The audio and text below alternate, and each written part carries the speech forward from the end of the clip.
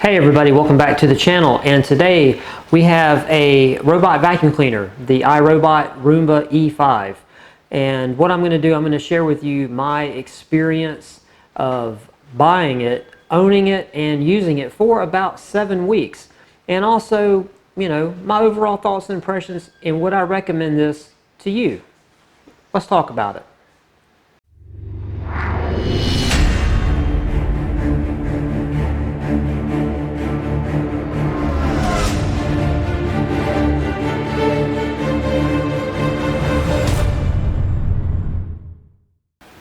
Okay, so let's just kind of take an overview of my ownership and how I came to own this robot.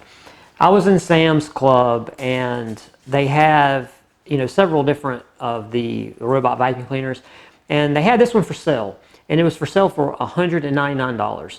Now, right before I filmed this video, I went back and got on Amazon, searched for a Roomba E5.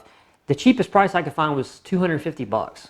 So even 7-8 weeks out, still got a really good deal. And I don't know if this is something that was particular to Sam's Club, but you can see here it included 3 extra HEPA filters. Now the Roomba comes with one already installed, but you got 3 spares. So I don't know if that's something that was a Sam's exclusive or whatever, but you got them. So who needs something like this? And to answer that question, first let me explain my environment, okay? All the common areas of my home are LVT flooring and tile. I have 2 dogs, one of which is a golden retriever, and I have 3 girls in my house. So we have a lot of hair, pet hair, so yeah, it gets pretty rough around here. And this vacuum cleaner does, in my experience with it, in about 7-8 weeks, it does awesome. It does an awesome job, okay? So I guess first let's just talk about what you get. Okay, this is a picture of the actual robot, okay? And in the box, what you get is the Roomba. You get this, which is the charging slash home base, I guess.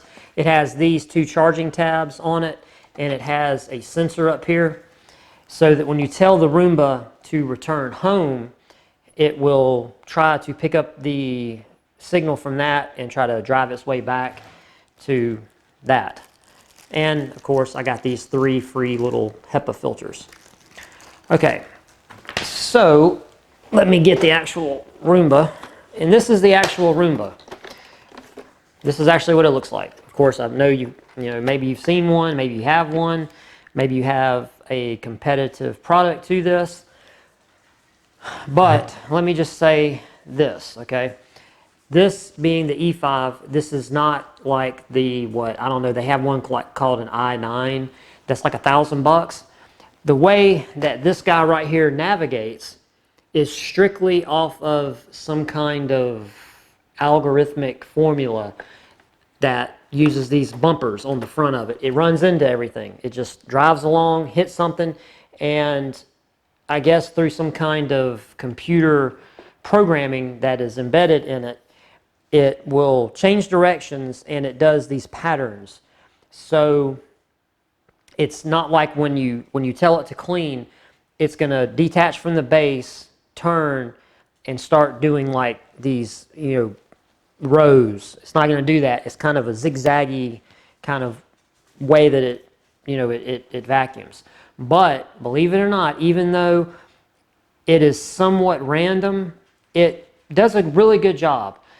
We like to laugh when we tell the Roomba to do a cleaning job, because in our home it likes to go to our dining room and get in the corner of where the chairs are, because we don't pull the chairs up.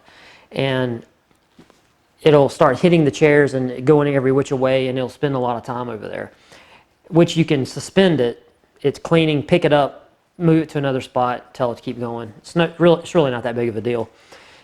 You control these things by, they have 3 buttons on the top, a home button, has a little house on it, a clean button, and then another little function button up there on it, okay? The way we control it is with the iRobot app. And for this particular E5 model, because it doesn't have all the sensors that, you know, it maps your house and it scans the rooms and all that. Basically, the app, when you go into the iRobot app, you just tell it to clean.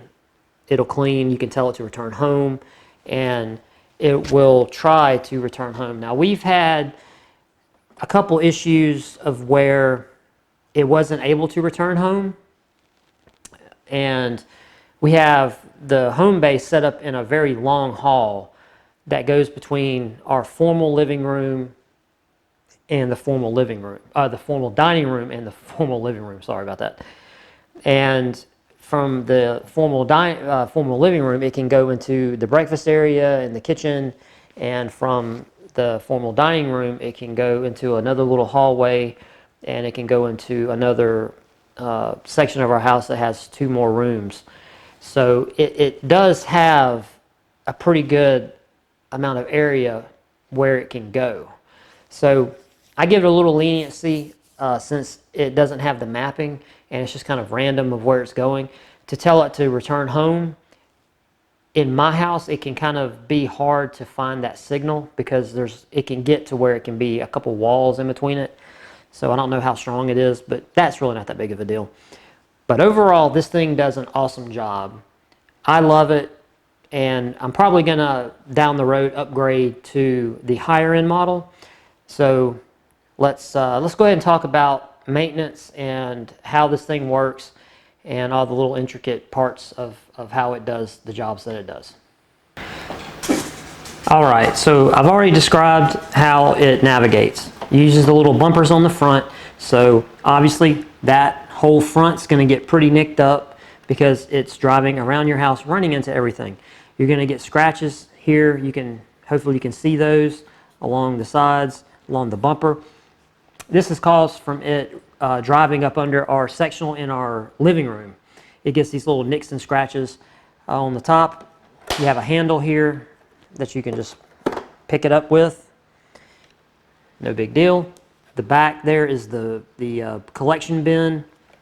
And let's go ahead and get into the main parts of this thing. All you need to clean it is a flathead screwdriver.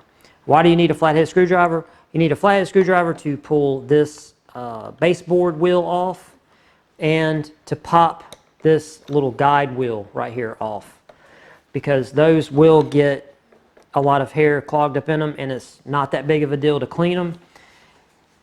The wheels, the drive wheels here are spring loaded so that if it is, you know, I guess that's more applicable to if it, you know, being on carpet and rugs and stuff like that.